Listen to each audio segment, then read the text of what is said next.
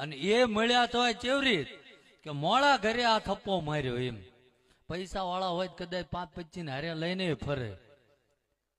અનાજ ને દાંત ને વેર એવી વેળાએ ધર્મ જાગ્યો ભાઈ. સમજાય? અને જો પરમાત્મા ખંભે હાથ મૂકે આ જગત કેમ ના ઓળખે ભાઈ? નથી એવી ડિગ્રી મારી પાસે, નથી એવું ભણ્યો, નથી એવી કઈ કલાકારી. અને આ તો તમને લાગે ભલા માણા અભણ માણા માયક જાલીને ઉભો રહે એટલે કઈ નાની વસ્તુ નથી. કોક કદાચ આવીને ઉભા રહીને આ પકડો, આ રાવળદેવ ના વગાડે ને તો ઉભા ઉભા ધરું જો. સમજાય? આ સ્ટેજ ઉપર માઇક લઈને ઉભું રહેવું એટલે કોઈ નાની વાત નથી ભાઈ. ઘણા તેમ જોજો ફરફરિયા લઈને આવ્યા હોય તો ભૂલ પડે. અને આ ભલામણા કડકડ બોલું છું ચમ કે આ સીધું મારા કૈલાસના ડુંગરેથી આવતું હોય ભાઈ. અને હું તો કઉ છું આજ આ માના સાનિધ્યમાં બેઠા છો ભાઈ. અને જો ઠાકરની દયા છે, કાલથી નક્કી કરેલો કે અત્યારે લગીને 1 કરોડ ગુના કર્યા હોય ભાઈ, હવાર હુરત દાદો ઉગે અને નવી જીવનની શરૂઆત કરવી હે. અને જીવનમાં કોઈનું ખોટું નથી કરવું. અને 25મા દાડે જો મારો ઠાકર ઘોડે પલાણ ના નાખે તો ભૂવા પાણી બંધ કરી દો ભાઈ. સમજાય? પણ કોઈનું ખરાબ નહીં કરો તો. આ તો પાયે બેહાડીને ઢીસાવરાવે પેલા અમને. એટલે આપણે આ હોય જ તેમ. એટલે ગળોતરીમાં હતું તમારી ના થાય. આપે ધર્મ જતો રહે આપણો. દેવો દાનવો વખતે જુઓ કે દેવોએ અમૃત પીધું, દાનવોએ મદિરા પાન કર્યું. શું અંત આવ્યો? તાકાત તો એમની પાસે હતી, તપ એ કરતા હતા,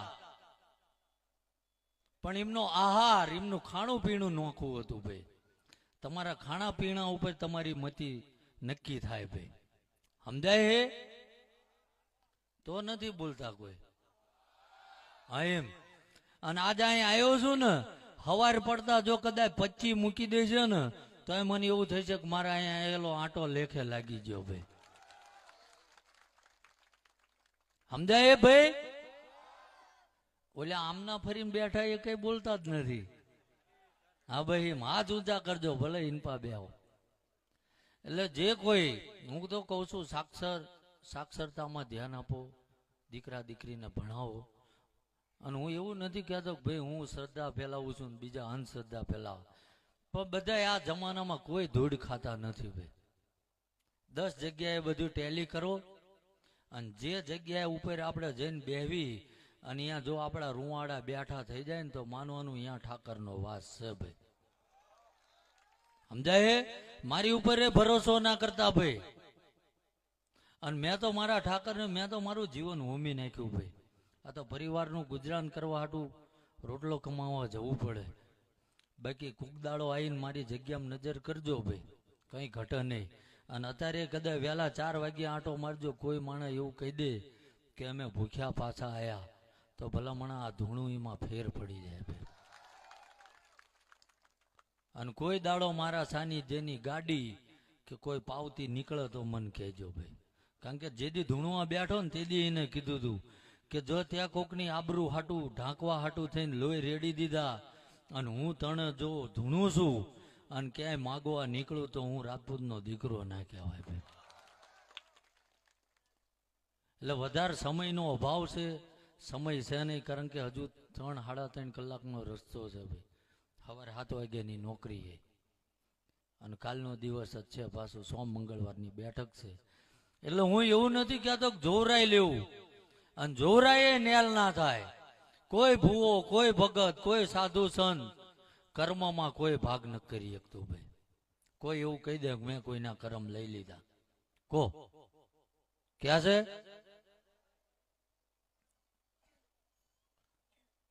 કર્મોમાં ભાગ કરવો હોય ને તો સારા કર્મો કરવા પડે ભાઈ, તો થાય. સમજાય છે? હજુ જોઈએ એવો અવાજ ના આવતો ભાઈ. હા ભાઈ એમ 250-300 કિલોમીટર હું કાપીને આવ્યો ભલામણા. થાક્યો હોય તો હું થાક્યો હોય, તમે અહીં બેઠા હો અમે હાંજના. અને એમાં માતાજીનો પ્રસાદે લીધો હોય છે ને પાછો, તો તારે હું ના બોલો ભલામણા. એટલે સમયનો અભાવ છે અને ટાઈમે ત્યાં પહોંચવું પડે. પણ આ જે માતાના નિમિત્તનો માંડવો હતો કંઈક નામી અનામી ભુવાઓ આવ્યા છે. રાવળદેવ જે માતાજીના ગુણગાન આવડશે એ પીરસશે. આવડશે એવું તો ના કહેવાય, આવડતું જ હોય અમને, કારણ કે રાવળદેવ અમથું ના કહેવાય ભાઈ. બીજું કે મેં હમણાં કીધું ને કે ભાઈ જયરાજભાઈએ કીધું કે બાપુ આવવું જ પડશે, એટલે એક એમનો ભાવ અહીં ખેંચીને લાવ્યો છે ભાઈ. સમજાય છે? એટલે જે કંઈ આગળ પ્રોગ્રામે ના કહેવાય ને કાર્યક્રમે ના કહેવાય, આ તો માતાજીનો માંડવો છે ભાઈ. એટલે આગળ એ હજુ હું કદાચ નીકળી જઈશ તો આ તો ચાલુ જ રહેશે ભાઈ. અને બધાને શાંતિથી સાંભળવાના છે. પણ મારા સમયનો અભાવ છે એટલે નીકળવું પડશે.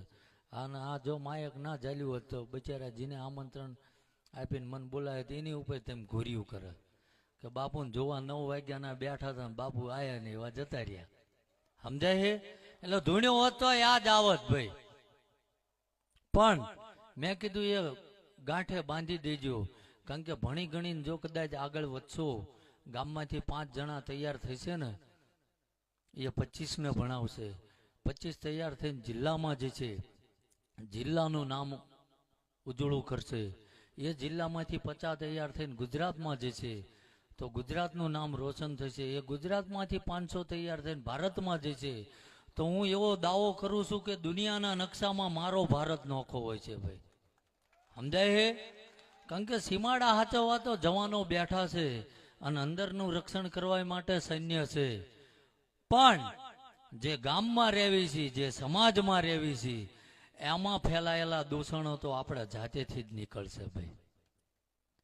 એને કોઈ જવાનો ગોળી મારીને ના મારી નાખે. સમજાય છે? પોતાની અંદર રહેલો શેતાન આપણે પોતે કાઢવો પડશે ભાઈ.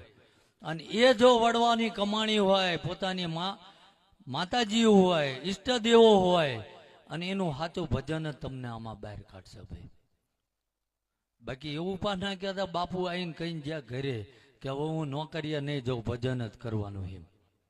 તો આ બધી ઘરે પડોજણ ને પ્રજા છે એના રોટલા કોણ હાલશે? સમજાય ને? એટલે હવે 2 હાથ ઊંચા કરીને ફરીથી જય બોલાવાની છે. અને જે ના કરે એને પાડોશમાં રેલાનું પાપ એના માથે અત્યારે લગીનું. હા બસ એમ ભી રે એ ભૂંડી હે. બોલો સુરાપુરા દાદાની કુળદેવી માત કી. હવે 2 મિનિટ નીચે લેજો, થોડી રિસેસ આપું. એટલે કુળદેવી એટલે કીધું કે આમાં તમામે વરણ બેઠી છે. કોઈ મોગલ માને માનતું હોય, કોઈ પીઠળ ને માનતું હોય, કોઈ ખોડિયાર ને માનતું હોય. એટલે એક એક જય બોલાવું તો હવાર પડે. એટલે મેં કુળદેવીની જય બોલાવી. અને આ મોમાઈના આ મેલડીના નામના નિમિત્તનો 4 ફૂલ વેર્યા છે.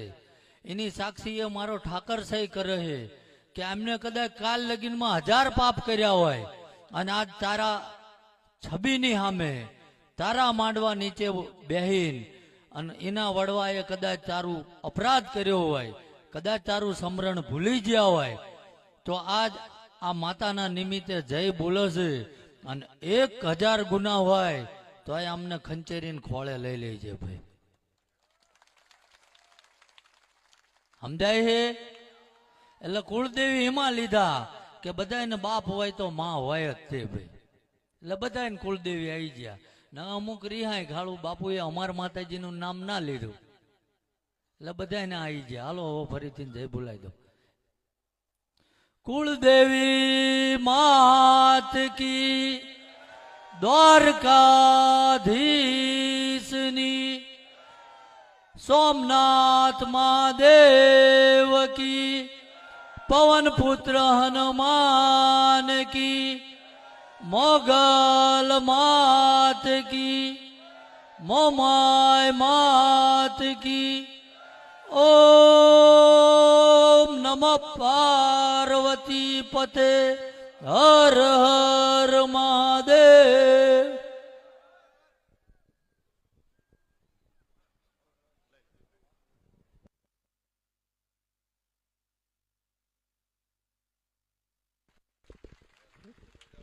ભાઈ બેજો બધા પ્રેમથી.